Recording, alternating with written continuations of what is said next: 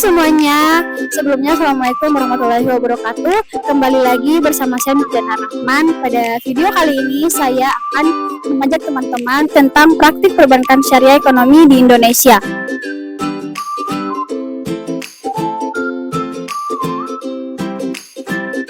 Sekarang ini saya sudah berada di lokasi Pasar Gamalama di Kota Ternate, Maluku Utara.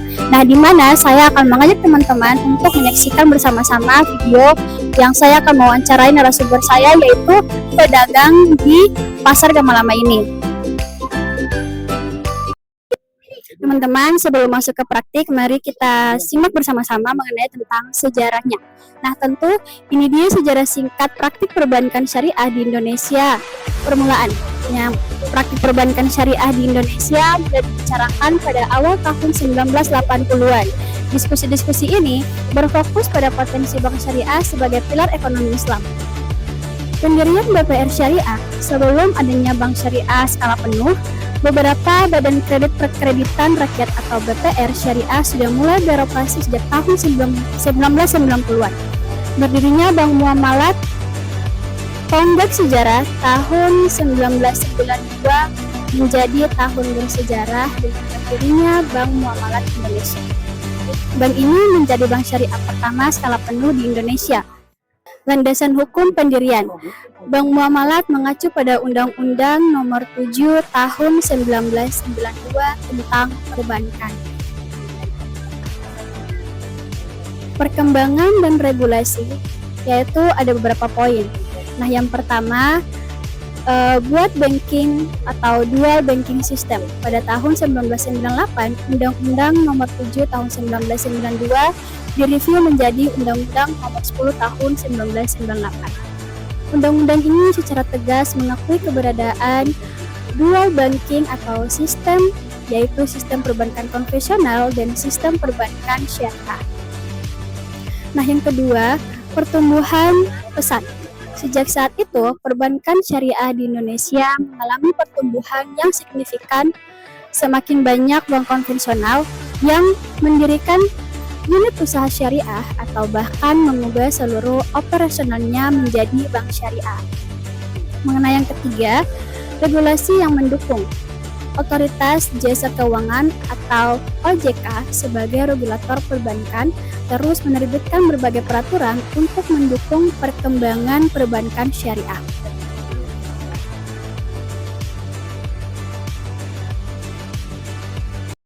Ayo mari kita sama-sama simak mengenai tentang bagaimana sih penerapan yang mereka terapkan tentang praktik perbankan syariah ekonomi di Indonesia. Oke, terima kasih. Kalau boleh tahu dengan kakak siapa? Dengan Kak Windy Safitri Sumades. Oh iya, baik. Jadi di sini kakak saya atas nama Nurjana Rahman dari Universitas Harum Kota Ternate. Kita mendapatkan tugas dari dosen kita untuk mewawancarai pedagang di Pasar Gamalama. Nah, jadi pertanyaannya yang pertama itu mengenai tentang kira-kira gimana sih kakak menentukan harga jualan dari banyaknya dagangan yang ada? Untuk menentukan tiap harganya tuh tergantung dari harga yang diambil di pemasok atau pihak kedua. Orang yang pesan kayak dari luar Ternate gitu. Terus dong pemasarkan di sini tuh sesuai, nanti tong ambil tuh sesuai harganya. Tapi ada perhitungan tersendiri sih, ini cuma kira-kira saja. Tapi kalau dari jualan yang ada emang beda-beda juga tergantung harga yang diambil di pemasok. Oke, nah mengenai pertanyaan yang kedua, bagaimana kakak memasarkan jualan demi menarik pelanggan dari banyaknya persaingan? Seperti yang kita lihat kan persaingan di pasar ini kan banyaknya. Nah, kakak melakukan ketertarikan apa untuk menarik pelanggan yang datang ke pasar? Dilihat dari tempat jualan ini kan kebetulan cuma semeja ini saja toh. Terus dari sana sampai ujung barat juga yang jualan enceran-enceran begini cuma dua tempat ini, jadi lumayan dekat juga, jadi persaingan cuma lumayan ketat juga, jadi menawarkannya juga terlalu spesifik, jadi hanya kalau ada yang lewat ke pokoknya orang-orang atau pelanggan yang berjalan-jalan di sekitar meja baru ditawarkan secara langsung, tidak ada pemasaran secara yang lebih spesifik. Nah, ya mengenai pertanyaan ketiga, kakak kalau jualan ini tuh diambil dari Dibo atau hasil dari perkebunan yang kakak miliki? Kalau Kalau yang di Bodibu tadi saya kurang mengerti. Yang saya mengerti itu dari pemasok ya. Ada juga pemasok yang dari luar. Contohnya yang kalian lihat penjual-penjual yang besar ini tuh mereka kan emang dari Gorontalo. Mereka ngambilnya tuh dari sana, mereka masukkan ke sini terus mereka memasarkan juga.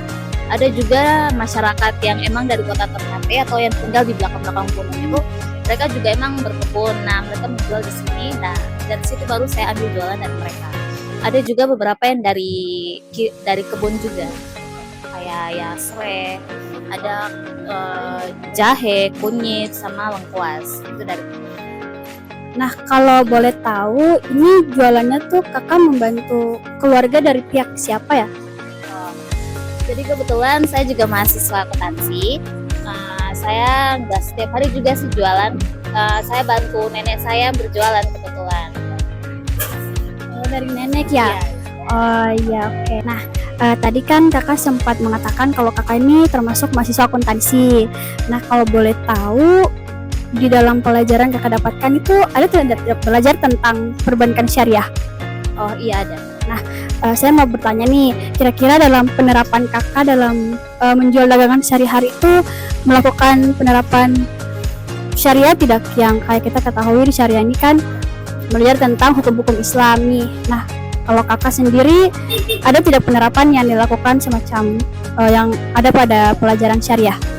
Oke, untuk penerapan ekonomi syariah sendiri di penerapan dagangan kali ini tuh saya menerapkan dengan awalnya itu perilaku jujur.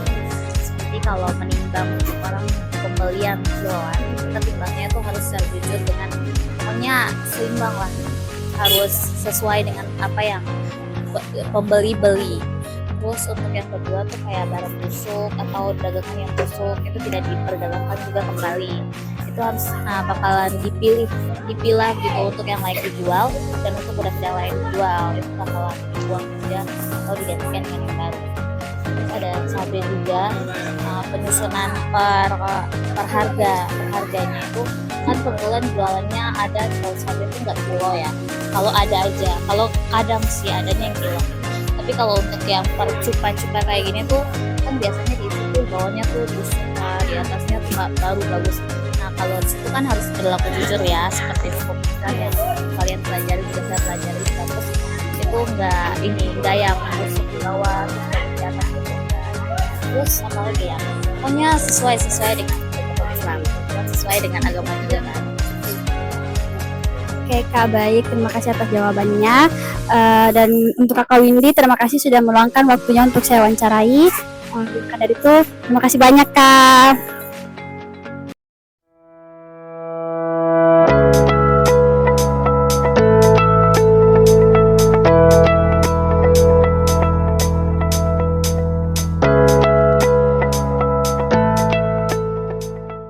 Nah, karena tadi sudah berbicara mengenai tentang sejarah, sekarang masuk pada peluang praktik perbankan syariah di Indonesia. Peluang praktik perbankan syariah di Indonesia sangatlah besar dan menjanjikan. Hal ini didukung oleh beberapa faktor, yaitu yang pertama, mayoritas penduduk muslim. Indonesia memiliki populasi muslim terbesar di dunia. Hal ini menciptakan basis pasar yang luas bagi produk dan jasa perbankan syariah. Yang kedua, dukungan pemerintah. Pemerintah Indonesia telah memberikan dukungan yang kuat terhadap pengembangannya perbankan syariah melalui berbagai kebijakan dan regulasi. Yang ketiga, pertumbuhan ekonomi. Pertumbuhan ekonomi Indonesia yang stabil memberikan peluang perbankan syariah untuk tumbuh dan berkembang. Yang keempat, minat masyarakat yang meningkat. Semakin banyak masyarakat Indonesia yang tertarik dengan produk dan jasa perbankan syariah karena sesuai dengan nilai-nilai agama dan etika. Yang kelima, potensi pasar yang belum tergarap. Masih banyak segmen pasar yang belum tergarap secara optimal oleh perbankan syariah seperti UMKM syariah dan pasar keuangan inklusif. Peluang spesifik perbankan syariah Indonesia ini ada beberapa poin. Yang pertama, pembiayaan UMKM. Sektor UMKM memiliki potensi yang sangat besar di Indonesia.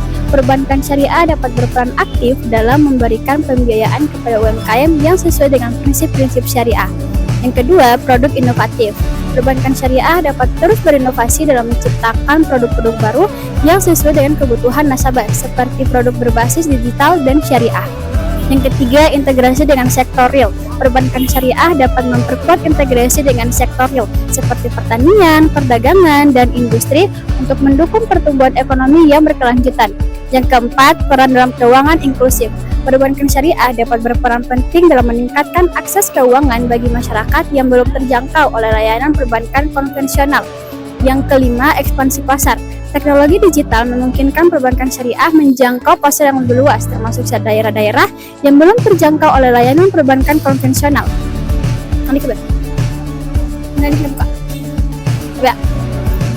Yang keenam, masuk pada inovasi produk. Perbankan syariah dapat mengembangkan produk dan layanan digital yang lebih inovatif dan sesuai dengan kebutuhan nasabah. Yang ketujuh, efisiensi biaya. Penggunaan teknologi digital dapat meningkatkan efisiensi operasionalnya dan mengurangi biaya. Kedelapan, peningkatan kualitas pelayanan. Teknologi digital memungkinkan perbankan syariah memberikan pelayanan yang lebih cepat, mudah, dan personal kepada nasabah. Yang kesembilan, penguatan brand image. Dengan memanfaatkan teknologi digital, perbankan syariah dapat membangun citra yang lebih modern dan relevan dengan generasi muda. Yang kesepuluh, kolaborasi dengan fintech. Bekerja sama dengan fintech untuk mengembangkan produksi layanan digital yang inovatif. Nah, yang kesebelas, penguatan sumber daya manusia. Melakukan pelatihan kepada karyawan agar mampu mengoperasikan teknologi digital dan memberikan pelayanan yang berkualitas. Yang terakhir yaitu compliance dengan regulasi, selalu mengikuti perkembangan regulasi. Kemudian masuk pada tantangan yang perlu dihadapi dalam praktik perbankan syariah. Kompetisi atau persaingan dengan perbankan konvensional cukup ketat. Meskipun peluangnya besar, perbankan syariah di Indonesia juga menghadapi beberapa tantangan. Antara lain yaitu yang pertama, kurangnya pemahaman. Masih banyak masyarakat yang belum memahami konsep dan prinsip perbankan syariah. Yang kedua, produk yang terbatas. Pemilihan atau pilihan produk perbankan syariah masih terbatas dibandingkan dengan perbankan konvensional. Nah, ada pun beberapa poin, yaitu yang pertama, perluasan jaringan kantor. Indonesia memiliki Yang pertama, perluasan jaringan kantor. Indonesia memiliki wilayah yang amat luas, akan tetapi jumlah kantor syariah yang beroperasi hingga ke pelosok masih kurang. Rizkullah Praktis atau BNI Syariah Republik 2005 mengakui salah satu kendala pertumbuhan bank syariah adalah terbatasnya jaringan. Tantangan ini barangkali dapat dipecahkan dengan cara mensupport pemerintah mendirikan bank syariah, optimalisasi outlet pada setiap bank konvensional dan bank asing atau mengelolakan konversi bank BUMN besar menjadi bank syariah. Yang kedua, peningkatan SDM. Harus diakui secara jujur bahwa sumber daya insan perbankan syariah yang profesional, amanah, dan berkualitas sebelum sepenuhnya tersedia. Insan perbankan yang berkualifikasi syariah handal masih jarang. Nampaknya sebagian besar SDM terutama level menengah ke atas masih hasil pendidikan ekonomi konvensional. Padahal yang dibutuhkan bukan hanya menguasai ekonomi atau perbankan modern, tetapi sekaligus pahami fikih atau syariah serta mampu berinovasi dalam menyelesaikan pernak-pernik persoalan bank syariah yang sistemnya masih baru. Training, workshop, seminar, studi banding, serta berbagai pembinaan lain untuk meningkatkan kompetensi SDM harus mendapatkan perhatian serius. Kemudian peningkatan modal. Tantangan ini masih dirasakan oleh Bank Syariah di Indonesia. Ungkapan Ma'ruf Amin 2005 perlu direnungkan jika bank-bank syariah berandal melakukan satu sindikasi dalam mendanai proyek besar masih belum mampu. Pernyataan seperti ini sungguh ironis, tetapi itulah kenyataannya. Para stakeholder atau pemegang saham bank syariah perlu menambah modalnya sehingga restocking kapasitinya meningkat. Besar kecilnya kemampuan perbankan bagi bank syariah amat tergantung pada kemampuan modalnya. Perlu juga nampaknya mendesak pemerintah untuk menempatkan dana besar pada bank syariah. Kemudian